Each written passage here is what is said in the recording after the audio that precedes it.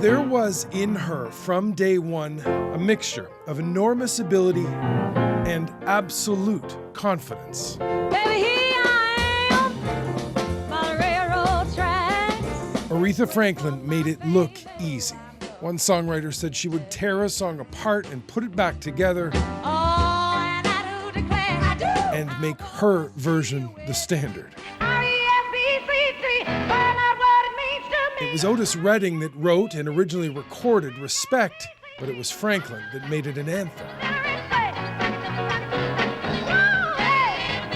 By the numbers, 75 million records sold, 18 Grammys,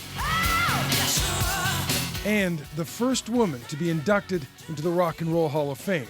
As an artist, she was relevant for more than half a century, but since the heyday of American Bandstand, she's been considered a legend. You are an unbelievable. I didn't embarrass you when I call you a legend. Does that bother you? No. 'Cause, I mean, Not at all. there aren't enough words to describe you.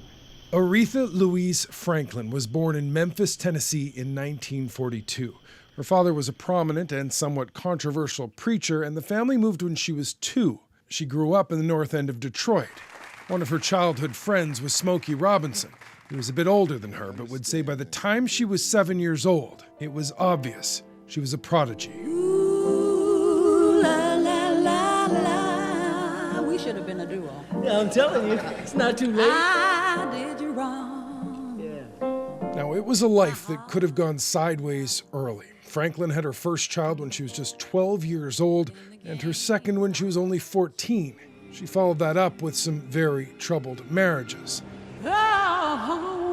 But none of it stopped her from putting together an illustrious career, performing for popes and presidents, and sometimes even bringing tears to their eyes.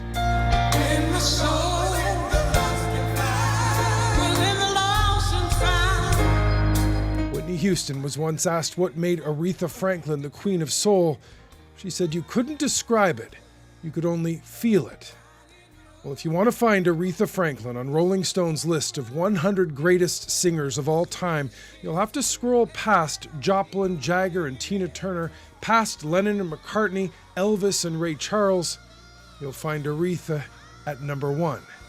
One thing she wasn't missing was something she sang about: respect.